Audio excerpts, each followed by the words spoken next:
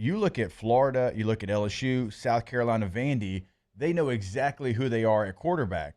But the traditional powers over the last couple of years, your Georgia, your Alabama, Tennessee, who made the college football playoff last year, Ole Miss has won a lot of games.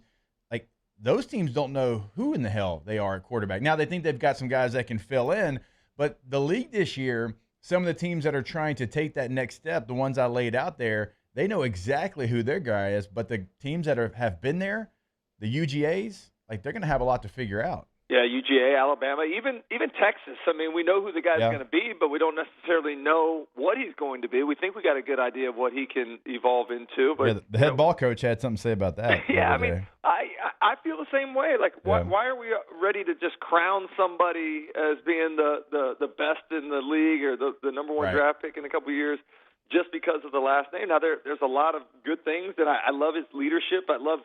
He's a guy that hangs with his boys, which I love at the quarterback position. But, I do think it's an interesting dynamic because, this has every year we go to media days, you're looking at the returning quarterbacks and projecting what teams can be based upon the experience at that most crucial position.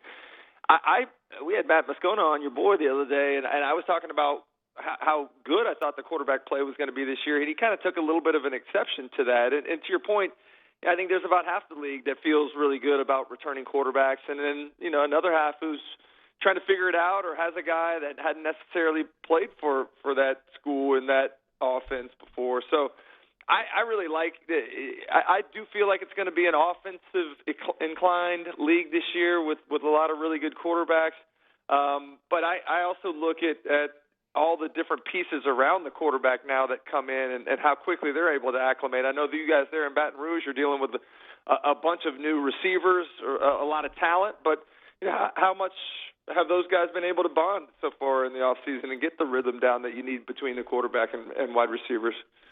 Yeah, the great teams, it usually comes down, championship teams, it usually comes down to head coach and quarterback. I mean, it's the ultimate team sport, of course, but I mean, if you don't have at least one, preferably two of those things, a really good head coach and a really good quarterback, you're behind the eight ball a little bit. And I want to go back to Arch Manning a little bit. I mean, if there's one guy that would be made to handle the media and the pressure, it would be a Manning, because they've been around it their entire life, right? But I want to know, like, this day and age, with the access to social media, access to everything, you're going to, unless you are actively trying to not see it, you're going to be exposed to everything, the good, the bad, the ugly.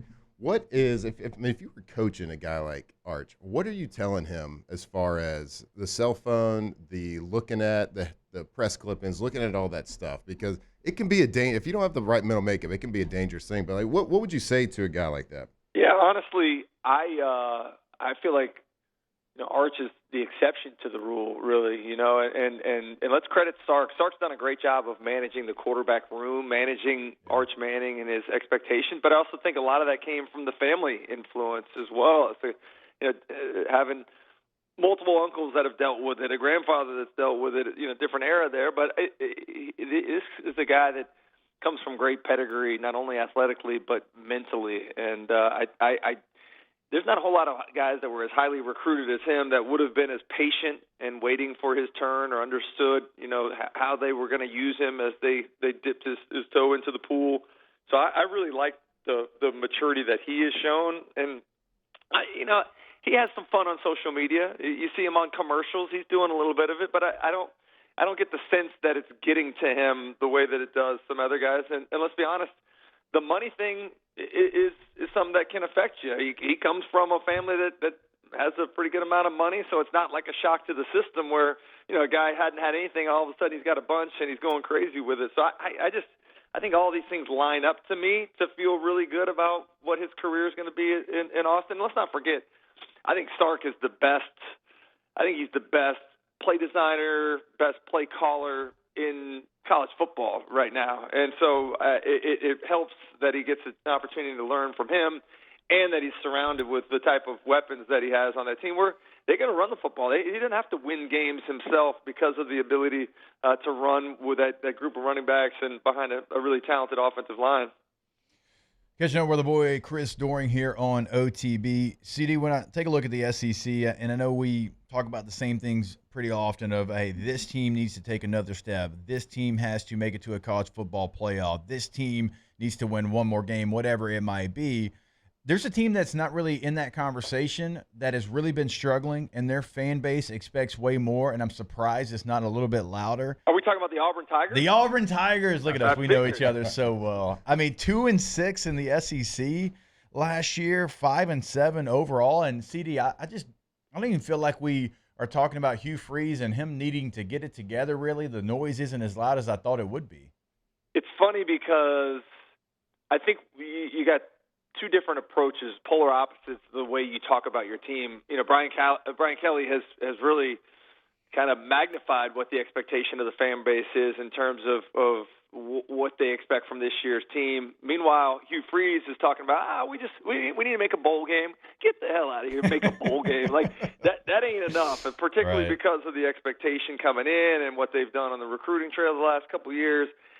I do think this is a team that's poised to make a big jump this year. They played a lot of games where they lost in single-digit ball games last year. So I think, as Flynn said, I mean, it's so much is about the quarterback, and I believe that Jackson Arnold getting a fresh start and a different offense, surrounded by a lot of really good players. I mean, this is a receiver core that I think could be one of the best in the league this year. They went out and got the speedster from Georgia Tech to kind of complement what Cam Coleman brings to you. So I actually am kind of cautiously buying that Auburn could be a little bit of a dark horse team this year in the SEC.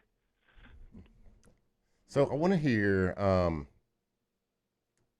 hear Chris Doering's kind of just your power rankings, preseason power rankings going into the season. Like when you look at everything from what people did in the offseason to what they're returning to everything going into it, walking into game one of the 2025 season, give me your top 3 or 4 power rankings in the SEC, and then also tell us why LSU is number 1. I'm high on LSU, man. I'm a little biased too. I mean, you know, I was talking about this yesterday on our show, just how many LSU folks I'm surrounded by. I was doing the show with Caroline Fenton, who is another LSU grad, and think back to that magical 2019 season, the way that I was kind of welcomed into the fan base by so many of the great Tiger fans. Really have enjoyed watching Jay Johnson's run the last couple of years. He was fantastic with us yesterday on our show, and I guess, Hess, I'm maybe finally going to get my autographed LSU jersey from him, the one that I had to pay off the bet with. Yeah, Doering has a baseball jersey. We're trying to get Jay Johnson to sign it. I'm going to personally make sure that happens. Don't lean on G to get it done. I'll get it done. He did. I mentioned that at the end of the interview yesterday, and Coach Johnson said that he was going to get with the equipment guy as soon as the interview was over to make sure I had that purple and gold jersey up in my office. So I'm committing to that. And when I say up in the office, I mean leaned up against the cabinet, as I know that makes you a little upset. But I'm high on LSU. I'm interested what you guys think about. Like, I made this assertion that I think this is maybe the most important opener that I can remember for any team in a long time, given the lack of success that the program has had in general the last 5 years in openers, and particularly with Brian Kelly the last couple of years. But at the end of the day, I mean, the way that the playoff is set up now, you can lose a 1 or 2 games and still get in, and it is an out-of-conference game. It's crazy. You guys would agree with me. Like, seeing that Florida LSU game in September as the conference opener, like that may be a more important game, but I do feel like there's a lot of angst about what this opener will look like there in Death Valley. Yeah, I don't know how I feel about Florida LSU being that early. I got to be honest with you. That's an October game every day, all day, and for it to be right there, and you're right, like those teams, and they've got some tough opponents before they even get to each other. It might be a must-win situation, like your first time out of the gate in conference. Yeah, it is. Jumping right into the fire now. You guys remember last year, Florida had a brutal schedule to open the month of September. Had to play Miami. Got physically embarrassed in that one, and then 2 games later had to play Texas A&M and got manhandled on the lines of scrimmage there as well. I do like the schedule for Florida this year. They get to ease into it a little bit more. Long Island in the opener, and then South Florida week 2. But I don't know if there's a more brutal stretch of 4 games in succession than what Florida plays. They got to go to Miami to play the Hurricanes. Or excuse me, they got to play. They play you guys in Baton Rouge, then Miami, and then have to play Texas at home, and then Texas A&M in College Station. That's going to be a defining run for Florida. But I do think, remember the old days, we'd sit on there, we talk about, all right, where's the 3-game stretch that matters the most for teams and what they can or can't be. I think now with Texas and Oklahoma in the league and a little bit more difficult scheduling out of conference, we're seeing these stretches where 4 games in a row are brutal. So it's kind of a sign of the times. But as fans, man, I would much rather get a chance to see my team playing ball games like this than playing FCS opponents. I couldn't agree more. We talked about that the other day. It's like, do whatever you have to do with the playoff rules and how you're going to get in. Do whatever you have to do to make sure that these games stay here and they don't go back to scheduling the other stuff. So that kind of leads me to a good question. Flynn, let me ask you a question, Flynn, real quick. Like as players, we wanted to play the best competition, man. We wanted to get a chance to test ourselves. Don't you love the idea of mandating the Power 4 teams all having a game against the other Power 3 conferences and being able to see how you match up against the ACC, the Big 12, and the Big 10? It feels like that should be something that we could at least mandate to really get a better temperature of which conferences are the best and the teams out of conference that are the best. I love any idea that puts the best against the best, no matter what part of the country, and no matter what the patch or the conference is on your jersey. It doesn't matter. I mean, every year we used to get so excited for all the bowl games because you saw the interconference matchups. We should be having that throughout the year, and that's why you get into these conversations about the committee and all this.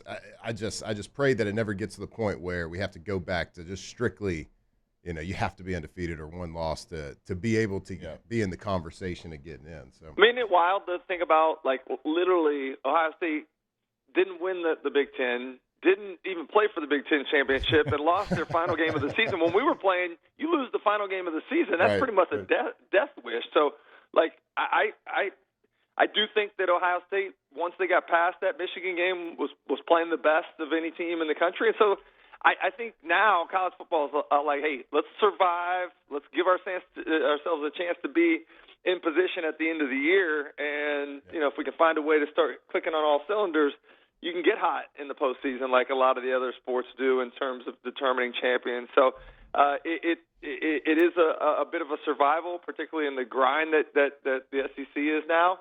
But I honestly believe with what happened last year in the postseason, we're going to get at least 1 or 2 9-win teams in this year, something that we talked about last year a lot when Ole Miss, South Carolina, and Bama got snubbed at 9-3. But I do think that we'll see at least one, if not multiple 9-win teams from the league getting in this year. All right, there he is, our boy Chris Doering, SEC Network, Florida Gator legend, somebody that we're going to have a chance to hang out with in 2 weeks, sir. Can't wait. Looking forward to it. Yeah, man, right around the corner, boys. I look forward to catching up with you in Atlanta.